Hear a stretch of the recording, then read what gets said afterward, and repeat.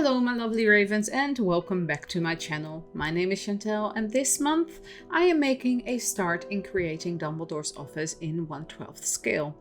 This is the third video in the series. If you've missed the other videos, please check out the playlist link in the description box below or in the iCard section in the top right hand corner. I thought I was going to finish this project within the month of April, but as you can see, I am not even halfway done with it. It is a massive undertaking and I'm just going to work on it throughout the weeks to come until it's finished. Don't worry, the first Saturday of next month I'll still put up a matchbox as I want to keep that series going.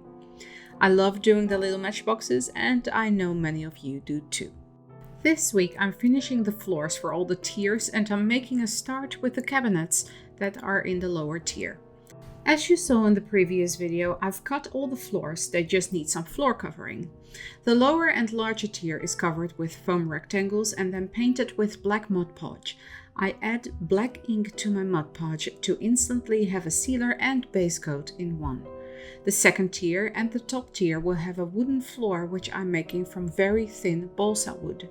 The bottom floor of the top tier is another floor with foam sheets and it will be a continuation of the lower tier floor. What you've seen me do so far is marking out the guidelines for the middle tier floor pattern and sanding the edges of all the floorboards and then gluing them in place according to the floor pattern on the floor plan. For the wider parts, I'm using a small ball stylus tool and score in the floorboards. That is just another way of working with balsa wood. I'm just showing you two techniques that you can be using for any of your projects. When you use the ball stylus on the balsa wood and you are going with the grain of the wood, make sure not to press too hard as you will just go through it and split the wood. The center of the floor is where the floorboards meet. It forms 4 arrows and I'm just cutting them to that shape. Once I've got all 4 arrow pieces cut out, it's time to cut and glue the rest of the floorboards in between those parts. Before I do that, I want to reinforce the floor. I bought these round placemats at a thrift store a while ago for $2 for 6 of them. They are very rigid and make a perfect base for this project. I glue them to the underside of the cardboard and then also add more pieces of cardboard that are the same height as the placemats.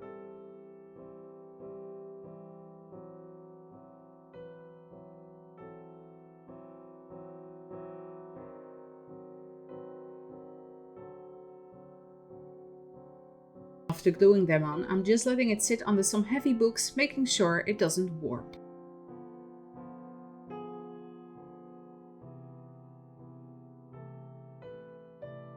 Back to the floorboards.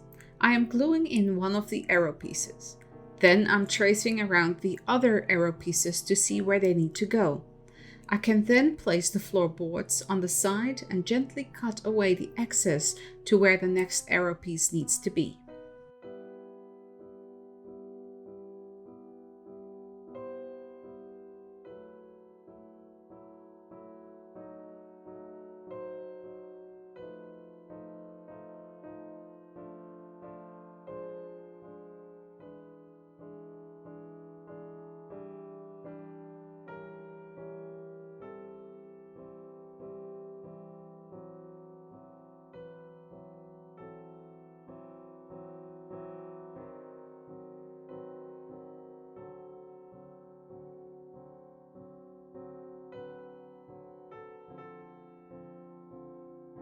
And this is what the finished floor looks like. Of course, I still need to stain it with ink, but I really like this floor pattern.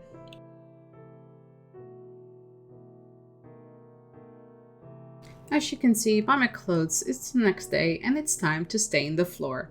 I'm using Dr. P.H. Martin's Tech Drawing ink in the color Antelope. I'm putting a few drops on an old lid from a plastic box and mix it with water to get a thinner consistency. Then I'm just brushing it on the entire surface of the wood, making sure I get into every nook and cranny.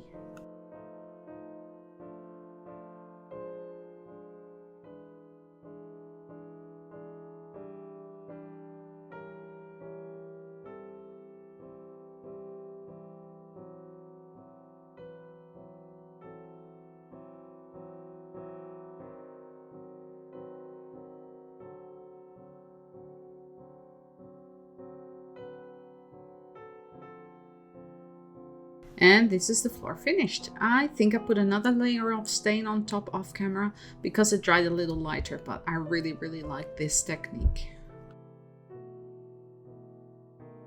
Moving on to the next floor, the top floor in the top tier.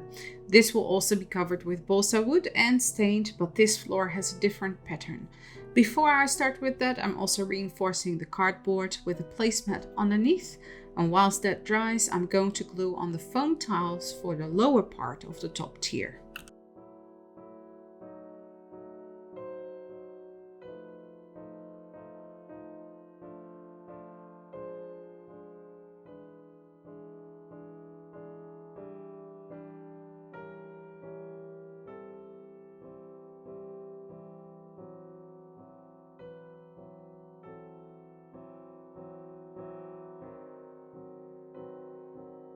Back to the top floor of the top tier.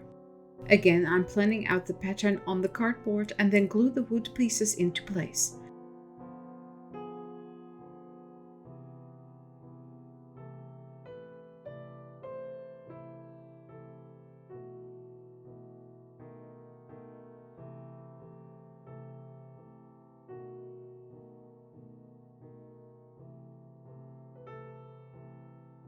This one was a bit more difficult as it was a circle in the middle, and I should have probably just gone with a hexagon and then carved the circle with the dotting tool.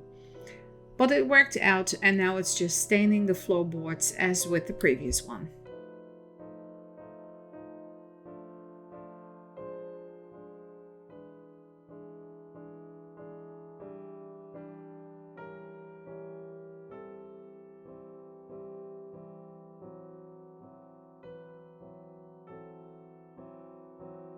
I just love this wood effect, and you'll definitely see me use it again in future projects.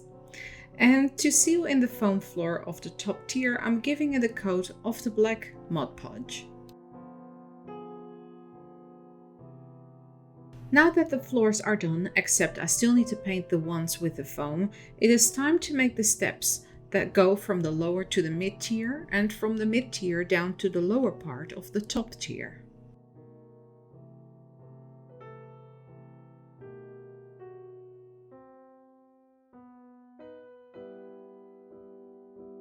For this, I decided to go with foam board or foam core. The stairs involved a lot of measuring out, cutting, more measuring, and so on. Even though I have the floor plans, there are hardly any dimensions on it. To get this right, I need to keep measuring every last bit of detail. I measured out the steps on the tracing paper I made for the floors and then transferred the outline to the foam board and started cutting out all the steps. Every step has 2 layers of foam board.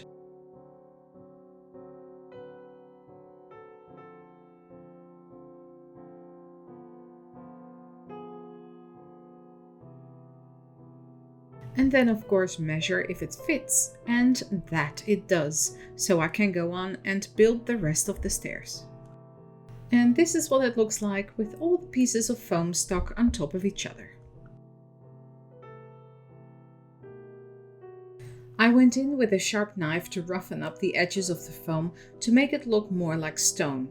Here you can also see the smaller steps that are behind Dumbledore's desk and go to the lower part of the top tier.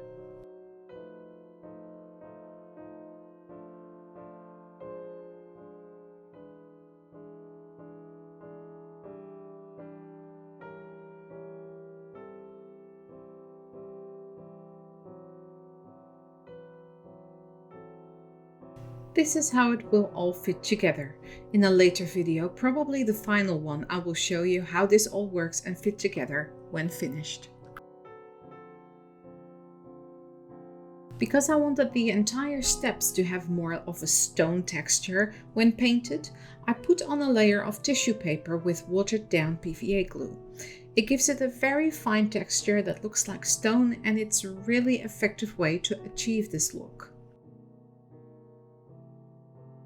As in last week's video, where I announced that later this year I am going to build the first of the 4 Harry Potter common rooms, I just want to repeat that announcement if you missed it. I want to give you the opportunity to participate by creating miniature books to go into the common rooms. I will link the community post in the description box below so you can read up about what you need to know about this project if you would like to participate.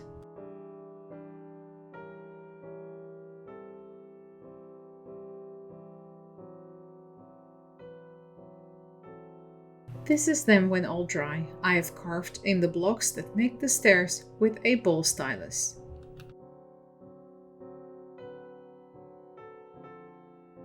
Then I thought maybe I should do the same with the foam covered floors. Because I put that layer of Mod Podge on top, it is protected from moisture. This means that if I go over with the wet water PVA mixture, it should not warp, and it didn't.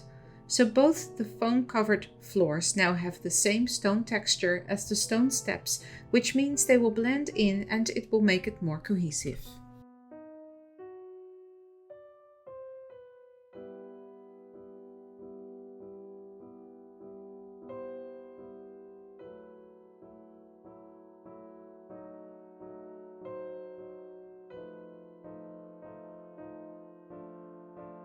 Next, I need to make a cardboard sandwich for underneath the mid-tier. The steps are going up to this tier and come down from it on the other side, and I want something in the middle of that tier to support it, as that is where Dumbledore's desk and chair will be, and the bookcases, and also the stairs to the observatory in the top tier. It is a great way to use up even more cardboard and give it a very strong structure. I just kept layering the cardboard until it had reached the right height. I'm gluing everything together with hot glue. The top and the base of the cardboard stack will be again those same sturdy placemats I mentioned earlier.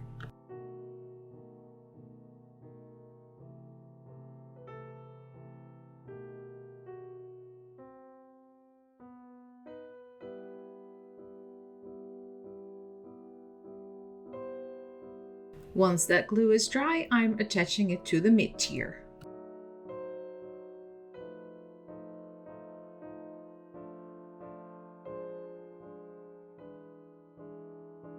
Then, when putting everything together, I realized the mid-tier was just ever so slightly too tall. To fix that, I'm going to add a little layer of foam board to the stairs, but underneath the mid-tier so you won't see that in the final build. The cardboard underneath the mid-tier was not budging at all, so that was not an option to remove a layer from that.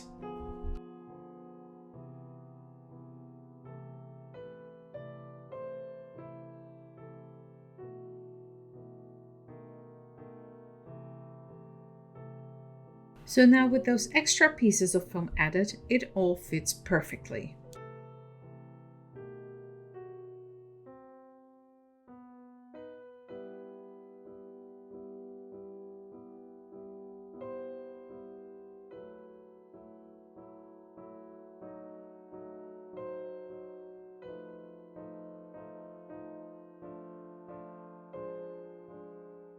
Where I'm holding the top floor of the top tier now is roughly where it will sit in the final design. Now that I'm mostly done with the floors, I'm starting the lower tier cabinets. I'm using the floors that I drew out on the tracing paper to determine the width and depth of the cabinets.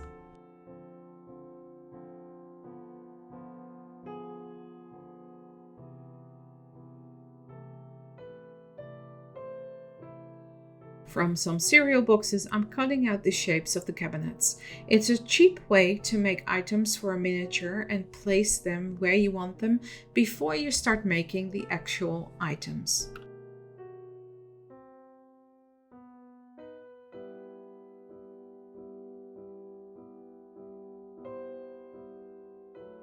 From some very sturdy cardstock that was actually packaging material from some magnetic fridge playboards for our little one, I'm creating the final base and the walls for the cabinets.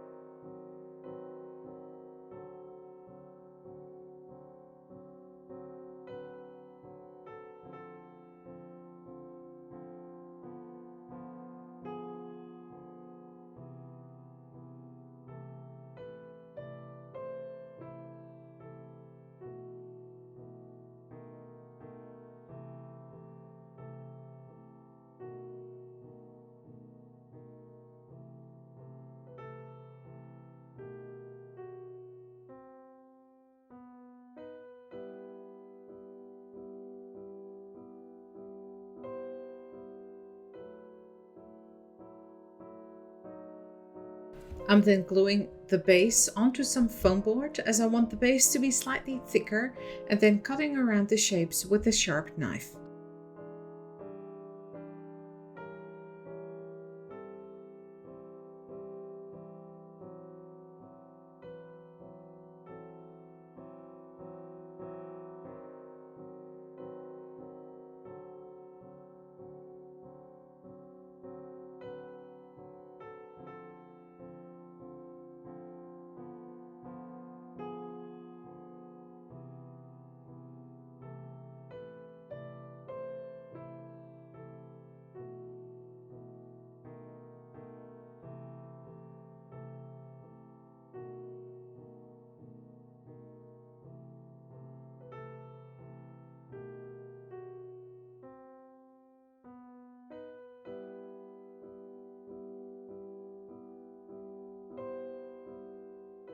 I'm using hot glue to glue the walls onto the base of the cabinets.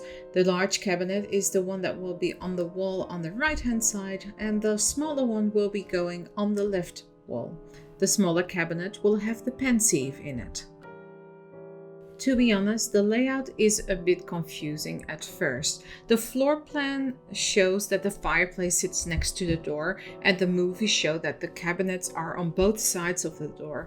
I'm going with a fireplace sitting next to the door. This project is complicated as it is, and I'm taking some creative liberties. I don't think it affects the final overall look of this miniature.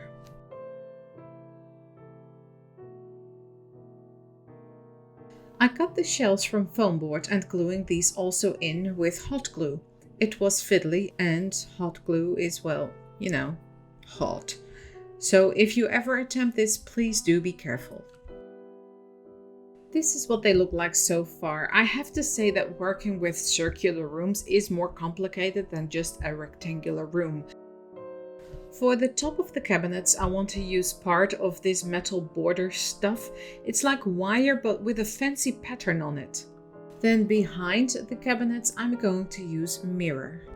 In the earlier movies, you could not see the mirrors in the back of the cabinets. In fact, there are metal grates in front of the cabinets, as you can see in this image. Then in the later movies, there is glass in front of it, and you can see the mirrors in the back. It is way more illuminating than the cabinets from the earlier movies, so I'm going for this look of the later movies.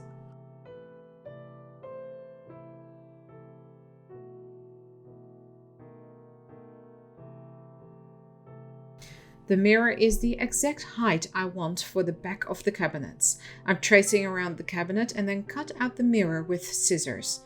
Later I move on to a sharp knife, as this simply works a bit better. If you do this, make sure to remove the blue protective plastic before sticking on the acrylic mirror to your project. With putting all the mirrors in, I also did the backdrop for the pensieve, which has angled mirrors. It was very hard to film this, but I will show you at the end, including the black age stains, which I added with acrylic paint.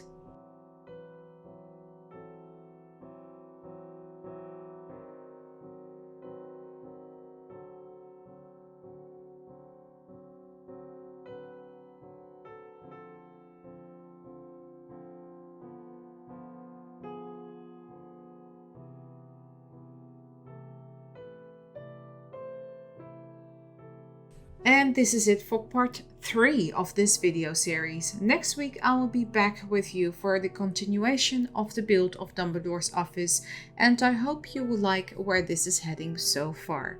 If you would like to support me, you can do so by signing up for my Patreon. You can find the link in the end card of this video or in the description box below. And if you're new here, welcome! Please don't forget you can click the subscribe button to become part of the Raven family. Thanks so much for watching, stay safe, and I will see you all in the next one. Bye!